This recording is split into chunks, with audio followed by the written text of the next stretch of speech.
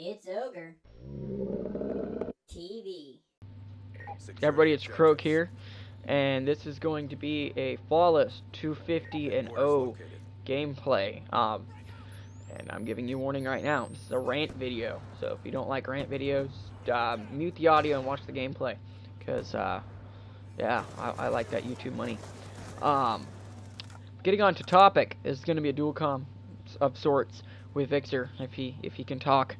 It's going to be a rant about hipsters and why they drive me insane. One of which, quit asking where the gluten-free section is. Do you even know what gluten is? Why aren't you eating gluten? Like, do you know why you're not eating gluten? Or is it because Oprah and the guy on CNN told you not to? Like, honestly, gluten is in just about anything you eat. Are you really gonna go and look on every package through every ingredient to find out whether there's gluten or not? That's why they expect to have a little section labeled gluten-free. Hipsters come here. It's annoying, and the idea of staying ahead of every trend all the time just stifles creativity and individuality. It doesn't work, especially when they're taking the trends from a few years ago and even farther back than that. And retrending them. Yeah, they're trying to bring back, like, the grunge era. Well, I'm okay with them bringing back grunge, because the grunge era was awesome. I'm a 90s kid, and I like the grunge. Well, yeah, but it's not even grunge, it's like ruining it. The idea of being, staying the grunge was in the 90s, staying ahead of everything when it comes to what's hip and what's cool. It stifles creativity. And they try to be individuals by being just like everybody else. I want to be a hipster and an individual just like that guy who wants to be an individual. So I'm going to dress and I'm going to act and I'm going to do as he does. So I'm different by doing the same thing that guy does. But Lord forbid somebody copies me, because then I am going to then disabandon all my previous beliefs just so I can be different from the guy who's copying me. So that someone else can copy you and you can do it again. It makes no sense at all. And I don't understand, like, the want to retire at the age of 25. Like, these guys, they decide to quit their job or live off their daddy's trust fund and so they can be different, free individuals. What kind of job do you have that you can retire at 25? Well, no, it's not that they retire. It's like they have that retired mindset. They're gonna, make macaroni art. They're gonna go dumpster diving at Goodwill. I mean, this shit isn't even Goodwill. Didn't even want it, and they're going to make quote unquote art. They're going to glue it with what I hope is glue and not semen. But semen, it would be a natural glue, and it does sound like a hipster thing to do. Hey, and remember, if they start using semen as glue, you heard it here first. I started the trend.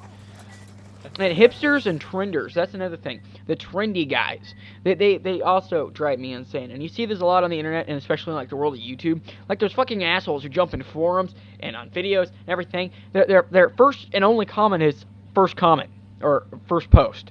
It's like, you have to feel like you set that trend, didn't you? Like, you were the first one there.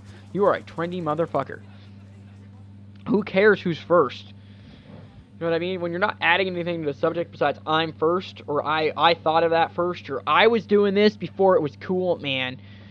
I liked gluing beads and macaroni to paper plates before those 3-year-olds did it in art class, man. I thought of that.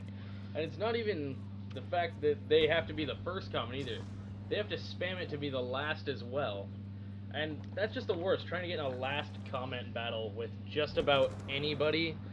Especially trenders, because it stops becoming a last comment battle and just becomes like the world's worst argument, because it's like it's almost like arguing with a toddler, because they have no point. Another thing I want to briefly touch on is the whole not just hipsters related, but like it falls in the whole hipster, the whole hipster, or I have to be first, or I have to be last, or the trendsetters, is all these same mindsets fall into the same thing with, like, a fanboy. But I don't even know, like, I don't know how I take it on the fanboy. What do I hate worse, a fanboy or a hipster. But fanboys are another thing that drive me nuts. And what recently just happened was the PS4 unveiling, or the Sony's spring meeting, whatever they want to call it. And there was some criticisms about like what Sony did, and like Sony talking about Halo at their own press conference. And Sony is is the maker and creator of Blu-ray, and they're the proprietary owner of the Blu-ray technology. And then they go and gloat about how PS3 is the #1 source for Netflix. And it's like, but Netflix is the thing that's killing the physical media like stuff that you own. You may have DVD players and Blu-ray players and whatnot, and it was just a mockery. Like, why would you do that? Why would you talk about the flagship of your competitor company, Halo, and during your own press conference? You just don't do that. There's a lot of criticisms. Also, I'd like to add on top of that with Sony unveiling the PS4, with that guaranteeing to cost them more than they're able to bring in revenue, and it's going to bankrupt Sony. Sorry, Xbox is better. You're being that fanboy. You can't just say Xbox is better. Like, Sony needs a comeback. This could be their comeback, but the fact of the matter is, costing them so much to produce. Okay, here's the fact of the matter. Sony hasn't posted a profit since quarter one or quarter two.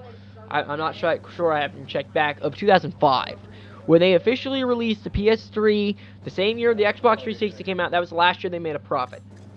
After that, everybody stopped buying PS2s because they were waiting for the PS3 to come out, and the Sony continues today to sell the PS3 at a loss. When the Sony PS3 first came out, the Blu-ray drive and the player, which is owned by Sony, cost Sony $180 just to manufacture just a Blu-ray drive for the system. Not about CPU or any other hardware, hard drives, nothing like that. They sold it at a major loss.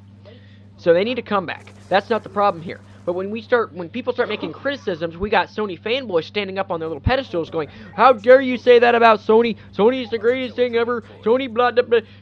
No, do not, no matter how excited or how much of a fan you are, do not let common sense or criticism cloud your mind into thinking that these guys are your friends or anything else. And also, I mean, I do love the idea that Sony uses the Blu-ray technology inside of all of their discs and their players, because honestly, have you ever tried to scratch a Blu-ray disc? You could take a knife to that for probably an hour and maybe get like a hairline scratch. I don't think they're made out of titanium. I think they're made out of glass like all other discs. But that's regardless of the point.